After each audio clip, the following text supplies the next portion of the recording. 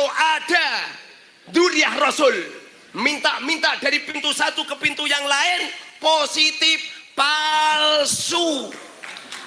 Kalau ada Habib minta uang banyak, nggak usah banyak ngomong, cukup di depan dia baca wiridan, Kiai Imad pahlawanku, Kiai Imad pahlawanku, Kiai Imad pahlawanku. Insya Allah setannya hilang semua. Keluarkan semua hartanya, khususnya ibu-ibu siap keluarkan harta, siap keluarkan harta. Tidak ada harta yang bisa menyelamatkanmu dalam kubur kecuali harta yang dikeluarkan di jalan Allah Subhanahu wa Ta'ala.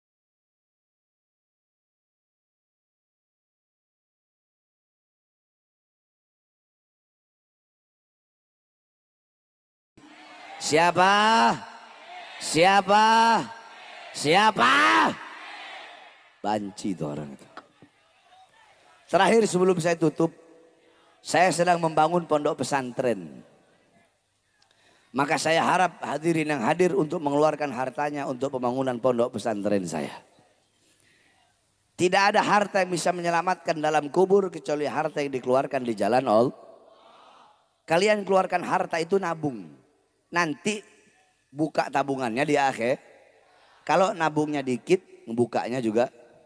Nabungnya banyak, bukanya. Makanya kalau mau ngasih buat akhirat itu yang banyak. Ente beli baju harga 200.000, buat pesantren ngasih 10.000.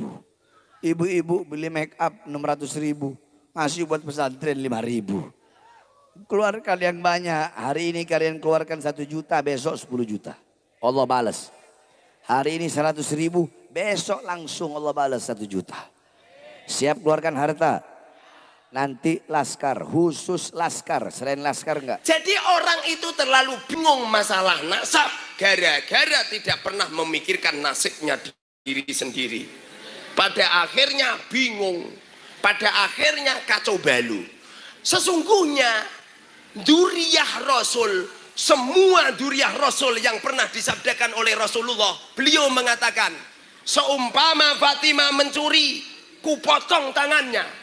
Itu bukti bahwasanya semua dzurriyyah Rasul tidak ada yang mencuri, tidak ada yang korupsi, tidak ada yang dawir, tidak ada yang minta uang dari pintu satu ke pintu yang lain. Kalau ada dzurriyyah Rasul minta dari pintu satu ke pintu yang lain, positif, palsu. Jangan diberi. Palsu Pak Dokter, palsu. Nggak mungkin. Darah Rasulullah itu jiwanya wabil mu'minina raufur rahim. Jiwanya berbagi, jiwanya memikirkan, mensubsidi, memikirkan kesejahteraan umat, bukan malah nodongi umat. Tidak menjual imamah yang besar sak gentong-gentong, bukan memamerkan serban yang besar, jubah yang pada akhirnya hanya untuk menipu umat, untuk mencari uang yang sedikit. Bohong. Dzurriyyah Rasul tidak seperti itu.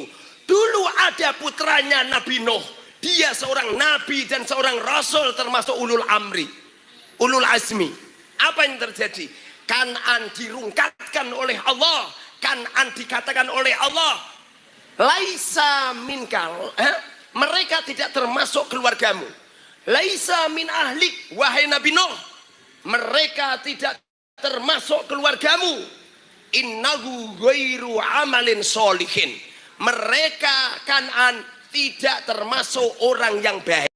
Artinya apabila ada dzurriyyah Rasul kemudian akhlaknya bejat, omongannya kotor, kalau madak-madak kayak ngawur, akhlaknya jelek, perangainya jelek, tidak punya kasih sayang kepada umat, positif, itu namanya palsu. Paham? Cara untuk meneliti seperti itu Bun, sampai nggak usah ketipu dengan imamah. Mahabharata lah imamahan, ya enggak? Pernah nonton Mahabharata? Abu Jahal, Abu Lahab juga imamahan, Fir'aun juga imamahan. Kalau masalah serban, itu loh abang tukang jual bakso ini serbanan. Kamu itu. Kalau masalah jubahan, emak-emak itu kalau masak Pak Dokter, alah jubahan kabeh. Jube apa daster? Lah yo, kalau masalah tongkatan, malampir nini pelet ya, tongkatan semua kan. Kalau masalah tasbih, lah itu konghucu itu ya, semuanya pakai tasbih. Bahkan di rumah saya ada tasbih besar untuk hiasan rumah. Makanya jangan ketipu. Akhir zaman semakin dekat dengan yaumil kiamat, bermunculan duriah-duriah palsu. Apalagi orang yang ngaku cucu. Betul apa tidak? Orang yang ngaku miskin harus ada dalil. Apalagi orang yang ngaku cucu. Mana dalilna? Ngaku-ngaku cucu Nabi. Mana kitabnya? Mana hasil tes DNA-nya? Oro-ono. Kita belaka, sejarah helaka, tes DNA-nya melenceng ning dindi.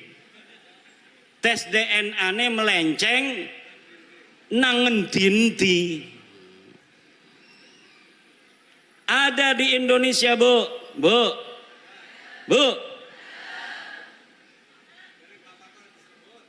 Di Indonesia ada orang ngaku cucu Nabi.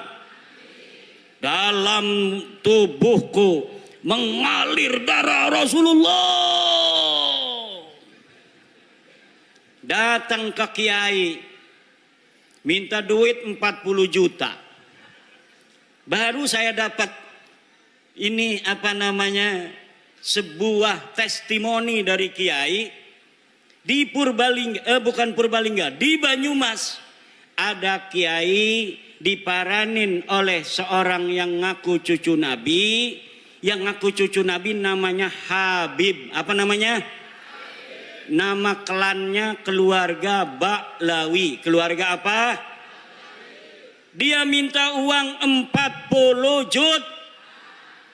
Dulu-dulu katanya biasanya langsung dikasih kalau lagi punya. Kalaupun tidak punya uang, maka akan dicarikan uangnya untuk Habib, orang yang ngaku cucu Nabi, dengan harapan mendapatkan barokah dan syafaat dari baginda Nabi. Tapi kiai ini sudah dengar, ada di Banten namanya Imaduddin Usman, sudah meneliti bahwa para habib-habib yang ada di Indonesia yang ngaku cucu Nabi ini ternyata bukan keturunan Nabi. Saya yang meneliti itu, bahwa Habibku ada Habib Rizik Sihab, Habib Bahar Smith, Habib Topik Segap, Habib Lutfi Yahya. Itu semua namanya keluarga Baklawi. Keluarga siapa? Saya sudah teliti seteliti-telitinya berdasarkan kitab-kitab nasab, kitab-kitab sejarah, hasil tes DNA, bahwa mereka dengan pasti mustahil sebagai keturunan baginda Nabi besar Muhammad sallallahu alaihi wasallam. Tidak terima, silahkan undang saya untuk berdebat. Kalau tidak terima, mana ente punya dalil? Kalau tidak terima, mana hasil tes DNA ente? Saya sudah tahu hasil tes DNA dari Habib-habib ini, 180 orang di Yaman sudah tes DNA dan hasilnya haplogrupnya G. Sedangkan keturunan Nabi Muhammad semuanya di Arab Saudi, di Yordan, di Maroko, haplogrupnya J1. Kalau ada orang yang mengaku keturunan baginda Nabi besar Muhammad hari ini, dari jalur laki-laki semua sampai baginda Nabi sampai Sayyidina Husain, maka haplogrupnya harus J1. Sedangkan keluarga Habib Rizik, keluarga Habib Bahar, keluarga Habib Taufik Segaf, keluarga Habib Lutfi bin Yahya, semuanya sudah tes DNA dan bukan keturunan baginda Nabi besar Muhammad sallallahu alaihi wasallam.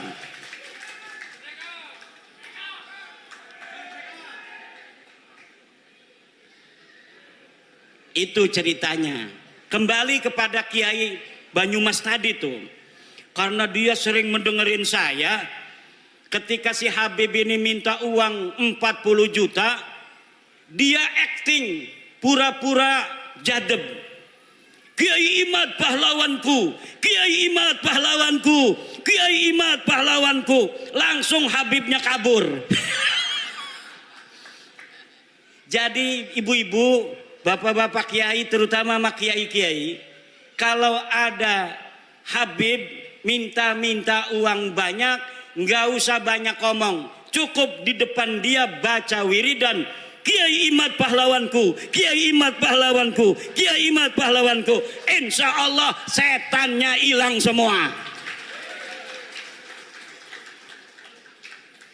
Lah kita nyari-nyari duit, gelati duit 40 juta gati bu ya, nggih.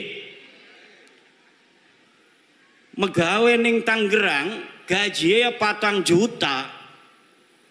Berarti 40 juta ya kita megawe ning pabrik 4 bulan, 10 bulan nggih. Lah dia datang hanya dengan menjual baginda Nabi, dia pengen dapat duit 40 juta. Nah, orang-orang yang menjual nama Nabi besar Muhammad sallallahu alaihi wasallam begini, kira-kira masuk surga apa masuk neraka? Yang keras, yang keras.